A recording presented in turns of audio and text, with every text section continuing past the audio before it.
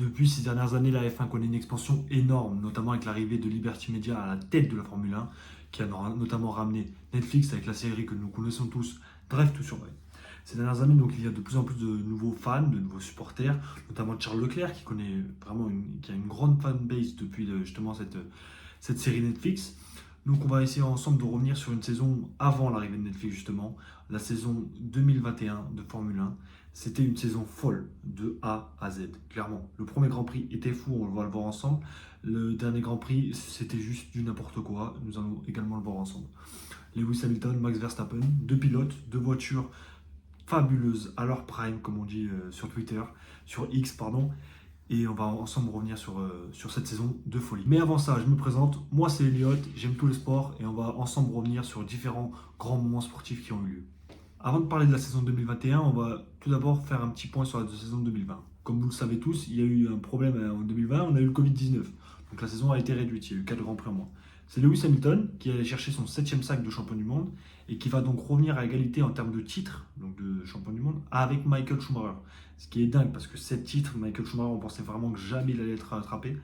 Et donc Lewis arrive sur cette saison 2021 avec l'espoir d'aller chercher un 8e titre et d'être le seul pilote à avoir 8 titres de champion du monde. On a les Red Bull qui veulent, avec leur pilote Max Verstappen, en qui ils ont misé beaucoup d'espoir, venir titiller ces Mercedes-là qui dominent depuis de nombreuses années. Et derrière, on a vraiment un écart avec, on aura les Ferrari et les McLaren un peu en dessous. Côté français, on en a deux. On a Esteban Ocon et Pierre Gasly. C'est ces deux pilotes, franchement, qui nous font plaisir. Aujourd'hui, on sait très bien qu'ils sont chez Alpine. Pierre Gasly sort d'une saison fantastique avec une Alpha Tauri. Il allait chercher une victoire à Monza, on s'en rappelle tous. Accélère, accélère de Julien Febvre. Et Esteban Ocon veut aller faire pareil que son compatriote la saison passée. On sait que c'est pas trop les deux.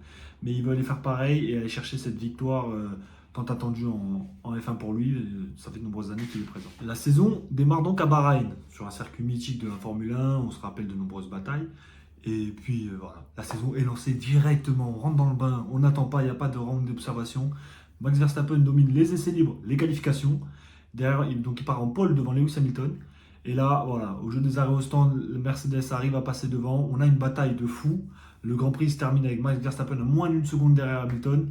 Vraiment, là, en tant que fan de Formule 1, moi je suis fan de Mercedes, mais on en avait un peu marre de cette domination sans lutte et tout, sans concurrence depuis Vettel.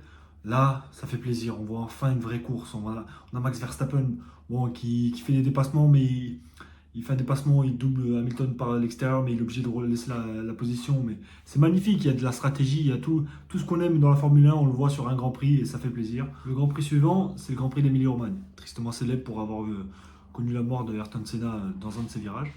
Cette fois, c'est Lewis Hamilton donc, qui part en pole position, devant Valtteri Bottas, son coéquipier, et Max Verstappen en 3e position. Mais au virage numéro 3, il me semble, c'est bien Max Verstappen qui sera en tête après un dépassement musclé sur Lewis Hamilton. Mais dans les règles de l'art, Lewis Hamilton terminera donc 2e derrière Max Verstappen. Cela nous prouve donc que la saison va être accrochée de bout en bout. Et les deux pilotes sont à égalité en termes de points au niveau du championnat à la fin de ce 2e Grand Prix. Les deux Grands Prix suivants montreront bien l'écart abyssal entre Lewis Hamilton, Max Verstappen et le reste du peloton. On aura encore une fois le même résultat avec un Hamilton premier, un Max Verstappen 2e et inversement. Donc les deux pilotes ne se lâchent pas au classement et la lutte continue. On va assister à plusieurs tournants durant cette saison. Le premier tournant arrive à Monaco, sur les terres de Charles Leclerc. Charles Leclerc qui fait une pole position complètement folle chez lui, mais qui se sort à la fin de cette qualification, cette Q3, donc, et qui abîme sa boîte de vitesse. Le lendemain, il ne prendra pas le départ. C'est donc Valtteri Bottas qui partira en pole position devant Max Verstappen. Lewis Hamilton, lui, part seulement 7e. On connaît le circuit de Monaco, on sait très bien que c'est difficile de doubler. Max Verstappen, avec le jeu des arrêts au stand, arrivera à dépasser Bottas et donc à s'imposer. Lewis Hamilton, lui, terminera 7e avec une Alpha Tauri de Gasly juste devant lui, donc il ne va pas réussir à doubler durant ce Grand Prix. C'est donc la première fois de sa carrière que Max Verstappen prend les rênes du championnat du monde. Le deuxième tournant va se passer le Grand Prix d'après en Azerbaïdjan, encore une fois dans un Grand Prix en ville. Max Verstappen et Red Bull dominent, avec Max Verstappen en tête de la course, Sergio Perez en 2e position et Lewis Hamilton seulement 3e. Mais voilà, à 5 tours de l'arrivée, le pneu de Max Verstappen explose en pleine ligne droite. Le néerlandais est contraint à l'abandon et drapeau rouge, la course va repartir pour seulement 4 tours. À partir de ce moment-là, Lewis Hamilton part en 2e position derrière Sergio Perez, saisit sa radio et dit Les gars, c'est un marathon, ce n'est pas un sprint. Il ne faut pas prendre de risques débiles. Il va se positionner sur la grille de départ, donc en deuxième position derrière Sergio Perez, va sans faire esprit appuyer sur un bouton qui va bloquer son train arrière et il n'arrivera pas à freiner après un départ fantastique au premier virage. On voyait ses freins qui fumaient au départ, on s'est dit il est chaud, malheureusement au premier virage il va tout droit, il arrive à faire demi-tour et terminera hors des points. Par contre sur ce Grand Prix c'est Pierre Gasly, il faut noter une bonne course, Pierre Gasly qui finira troisième, juste derrière Sébastien Vettel qui lui aussi fait un Grand Prix fantastique et derrière Sergio Perez qui va s'imposer en l'absence des deux gros leaders. Nous sommes donc à 6 courses depuis le début de la saison et l'écart est seulement de 5 points. Mais à partir de ce moment-là, c'est clairement le début de la domination Red Bull. Il y a 3 Grands Prix qui vont arriver. Le Grand Prix de Styrie, France et d'Autriche. Les 3 Grands Prix vont être facilement remportés par Verstappen et Red Bull et Lewis Hamilton va pouvoir se contenter uniquement de la deuxième place. L'écart entre les deux pilotes est donc de 32 points à la sortie de ces 3 Grands Prix, ce qui commence à faire pas mal d'écart. Et là, nous arrivons peut-être au summum de la saison. Clairement, pour moi, le plus beau Grand Prix de cette saison-là, c'est le Grand Prix de Grande-Bretagne. On arrive avec cette année une nouvelle particularité, c'est la course sprint qui définira la place sur la grille de départ. C'est-à-dire que les pilotes le vendredi font des qualifications qui définissent une place pour la course sprint et la course sprint, elle, définira des places pour la course le lendemain. C'est Lewis Hamilton qui finit en tête des qualifications, donc qui part en pole de cette course sprint. Max Verstappen, au départ, arrive à le dépasser et part donc en pole le dimanche lors de la course principale. Lors de cette course principale, on assiste au plus beau premier tour de l'histoire. J'ai pas peur des mots, pas peur de le lire. Clairement, les deux pilotes sont. Hamilton fait un départ de fou, Max Verstappen le tasse, le met un peu à l'extérieur. Lewis Hamilton tente par tous les moyens de le faire. Et puis il tente dans Copse. La veille, il avait tenté de passer par l'extérieur à Copse. Cette fois, il passe à l'intérieur, là où c'est impossible et où personne n'imagine se faire doubler, notamment Max Verstappen, et propulse le néerlandais à 300 km/h dans le bac à gravier, dans les pneus. Et clairement, c'est la fin de la course pour Verstappen. Hamilton écopera de 10 secondes de pénalité, mais réussira quand même à gagner ce Grand Prix. L'écart est donc réduit. Hamilton célébrera cette victoire pendant que Max Verstappen est à l'hôpital, ce qui fera parler sur le monde de la F1 dans le paddock. Clairement, c'était le premier climax de cette saison. C'était complètement fou ce Grand Prix. Hamilton a tout tenté, tout tenté. Il a dit je le tente là et si ça passe pas, tant pis. Il a réussi car il a réussi à gagner le Grand Prix. Max Verstappen était fou de rage, c'est le début de la vraie rivalité entre les deux pilotes. Cocorico, en Hongrie, oui, c'est un Français qui va s'imposer. C'est Esteban Ocon qui va réussir à gagner ce Grand Prix complètement fou, avec un Valtteri Bottas qui a fait un carambolage au départ, sortant Perez et abîmant la voiture de Verstappen qui pourra faire uniquement P10. Et un Lewis Hamilton qui, au moment de la reprise de la course, ne rentre pas mettre des pneus et reste seul sur la piste et donc sera le seul à repartir en pneus slick, ce qui lui fera perdre énormément de temps. Lewis Hamilton remontera donc à la P2 après la disqualification de Vettel pour manque d'essence. Et Esteban Ocon gagne sa première victoire et pourra remercier fortement son coéquipier Fernando Alonso qui a livré une bataille complètement folle avec justement Lewis Hamilton pour stopper sa remontée. Esteban gagne donc sa première victoire. Les deux Français qui sont présents sur la grille de F1 ont gagné. C'est totalement fou. Cette saison continue. Lewis Hamilton prend la tête, il reprend la tête du championnat pour 8 points avant cette trêve estivale qui va faire du bien et qui va laisser les têtes un peu se reposer. On arrive au Grand Prix de Belgique qui est pour moi le gros point noir de cette saison. Avec des conditions météorologiques impossibles pour conduire, la FIA a décidé de faire rouler quand même les voitures derrière la voiture de sécurité et d'attribuer la moitié des points alors qu'il n'a eu aucun tour fait sans voiture de sécurité. C'est clairement le mauvais côté de cette saison, c'est ce Grand Prix-là qui vaut l'attribution de points et qui fait que Max Verstappen revient alors qu'il a mérité sur des qualifications, il a réussi à se classer mieux que Lewis Hamilton et mieux que les autres pilotes, mais il n'a pas vraiment gagné ce Grand Prix, il arrive à faire un rapproché au général que j'ai pas vraiment bien compris. Ensuite, on va sur les terres de Max Verstappen, à Zandvoort, aux Pays-Bas. Et là, c'est Verstappen, Hamilton en première ligne, Bottas et encore une fois Gasly, qui arrive pour la 10e fois en 13 courses à se qualifier dans le top 6. C'est complètement fou avec une Alpha Tauri qui réalise. Au moment de l'agitation de drapeau damier, le classement restera inchangé. Hamilton sera deuxième, Verstappen premier. C'est clairement les deux pilotes qui sont au-dessus du lot. C'est abyssal la différence entre eux et le reste du peloton. Franchement, il y a vraiment un niveau d'écart. Pourtant, Perez et Bottas, on peut se dire qu'ils sont les mêmes voitures, mais c'est vraiment pas le même niveau de pilote en termes général. Au moment d'arriver en Italie, l'écart est donc seulement 3 points d'avance pour Max Verstappen. C'est clairement fou qu'il y ait aussi peu d'écart à un moment tel de la saison. Et là, on va avoir encore un tournant. C'est les McLaren, donc celle de Ricardo devant Norris, qui vont s'imposer. Clairement, c'est pas attendu du tout avec la domination Mercedes et Red Bull. Mais le fait marquant, c'est surtout le fait que les deux protagonistes pour le championnat du monde sortent au 26e tour. Lewis Hamilton, au 25e tour, décide de rentrer, et donc au moment d'entamer ce 26e tour, il sort des stands, devant Max Verstappen, avec largement, avec assez d'avance. Et là, le Néerlandais sait très bien que si il ne tente pas le coup maintenant, Lewis Hamilton va s'échapper et peut peut-être même aller gagner ce Grand Prix, ce qui lui fera trop de retard au championnat. Il ne peut pas se permettre ça, Max Verstappen. Max Verstappen se rappelle donc du coup que Lewis Hamilton lui a fait en Grande-Bretagne et décide d'y aller quand même. Il monte sur la voiture de Lewis Hamilton et les deux pilotes sont l'un sur l'autre au niveau de la première chicane. C'est clairement fou parce que on voit vraiment la voiture de Max Verstappen qui roule sur la tête de Hamilton. Sans le halo, je pense que Lewis Hamilton n'est plus de ce monde. C'est merci la sécurité en Formule 1, ça a bien évolué. Et clairement, sans ce halo-là, et donc les deux protagonistes sortent de la course, ils sont bloqués l'un sur l'autre dans le bac à gravier. L'image est totalement folle, digne des films hollywoodiens, pardon. C'est fou et ça montre vraiment l'intensité et que les deux veulent gagner absolument. Verstappen a dit je ne le laisserai pas s'échapper et prendre des points d'avance. Il faut que j'aille maintenant et j'y vais.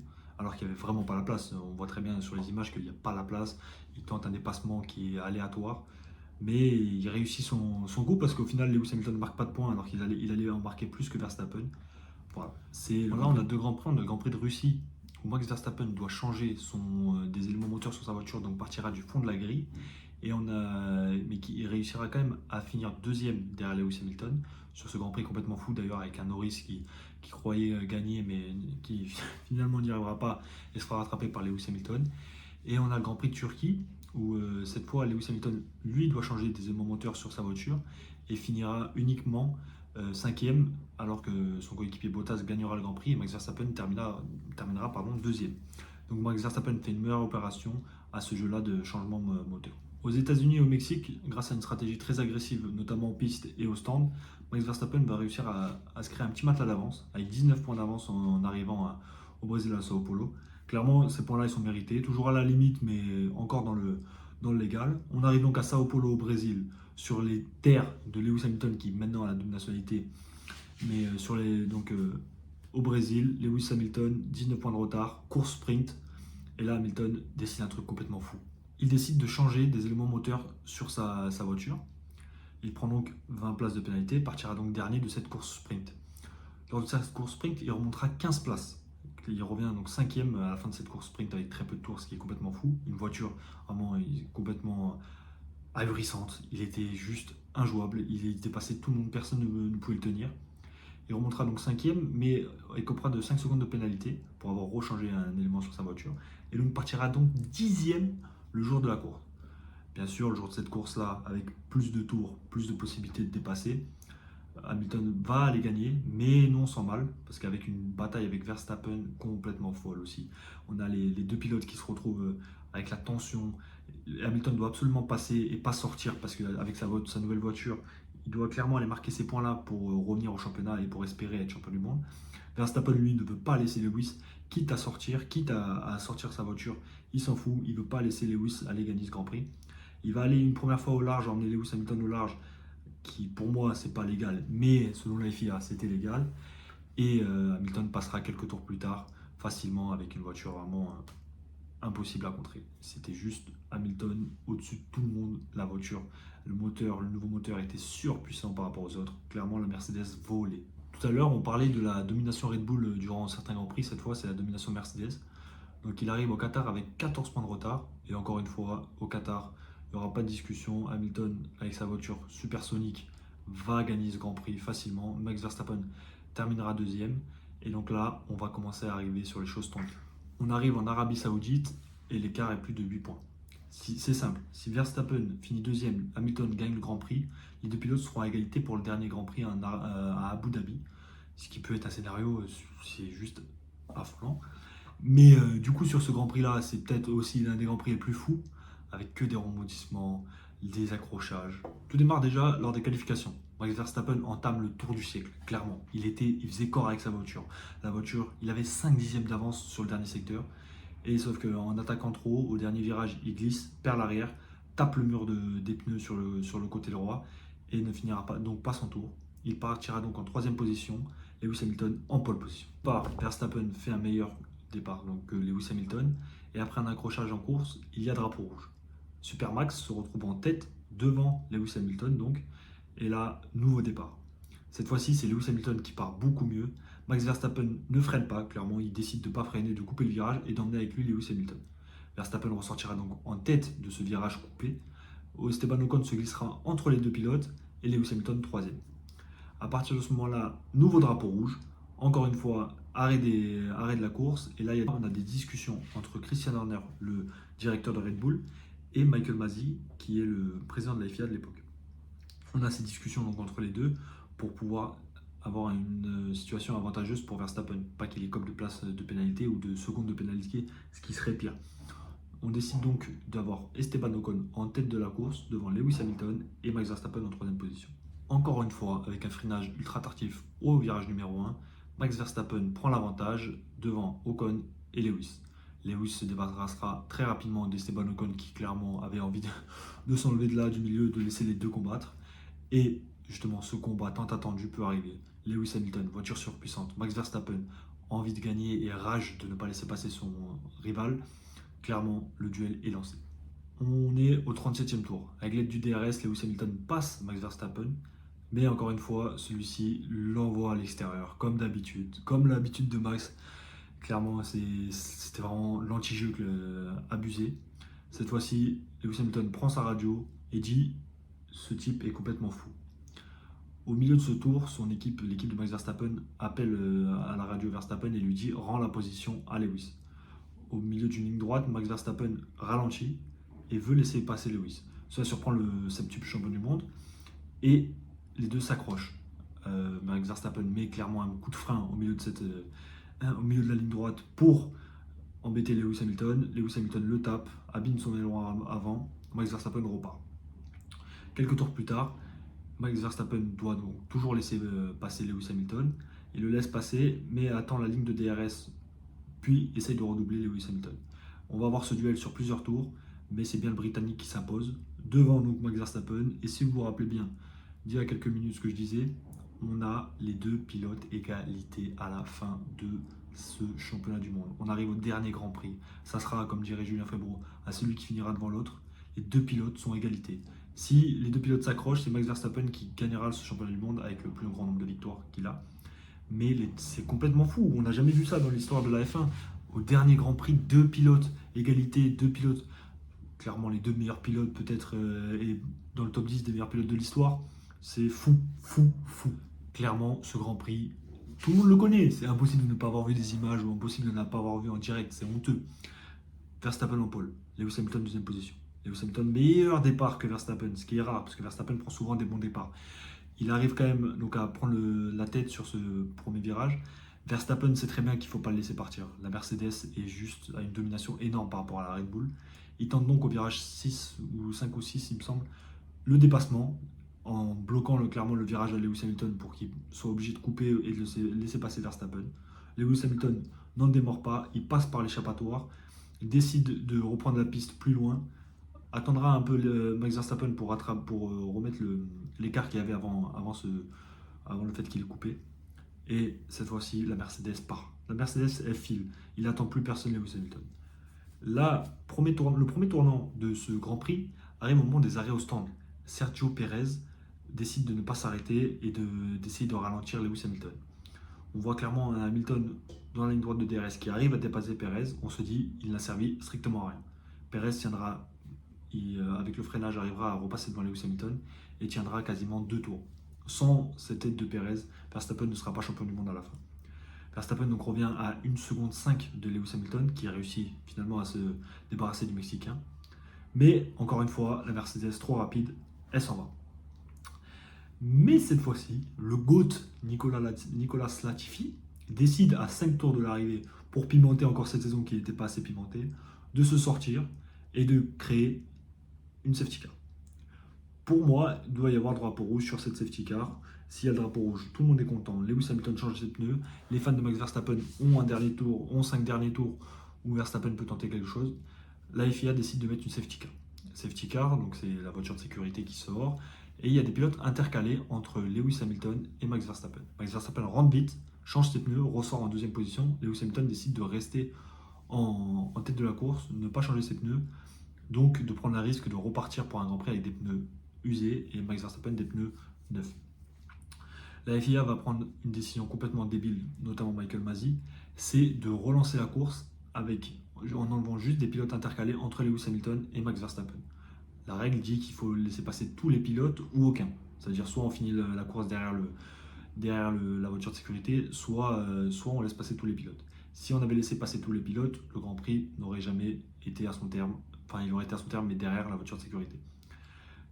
Malheureusement, on repart pour un tour. Enfin, malheureusement, parce que je suis fan de Lewis Hamilton, mais on repart pour un tour, le tour de la saison. Max Verstappen n'attend pas, virage numéro 3, il double Lewis Hamilton. Clairement, il prend l'avantage. Sur un dépassement, encore une fois, on peut se dire, voilà, c'est tendu. Lewis Hamilton se blottit dans son aileron arrière, dans l'aileron arrière de Max Verstappen, essaye de doubler le néerlandais, mais ce sera impossible. Il n'a pas l'aide du DRS qui était annulé à ce moment-là.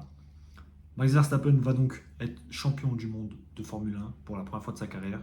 Red Bull a son jeune pilote sur qui elle avait misé tant, qui est champion du monde. C'est un triste dénouement, mais Max Verstappen mérite clairement d'être champion du monde. Les deux pilotes auraient mérité d'être champion du monde chacun. Il n'y avait pas de vol que ce soit l'un ou l'autre. Il y a eu tellement une domination des deux pilotes durant cette saison. Au milieu de la saison, c'était plus Verstappen. À la fin de la saison, clairement, c'était la Mercedes qui était injouable. Malheureusement, le dénouement aurait voulu que ce soit Lewis Hamilton champion du monde. C'est Max Verstappen, c'est pas un vol. C'est un vol selon le commu Lewis Hamilton, mais si on regarde bien l'ensemble de la saison, il méritait clairement d'être champion du monde, Max Verstappen. C'est les deux qui méritent. On a eu une saison complètement folle avec ces deux pilotes à leur prime. C'était juste incroyable le niveau affiché par les deux. Et clairement, merci messieurs pour cette saison. Vive la Formule 1, vive le sport. C'était Elliott. Bisous.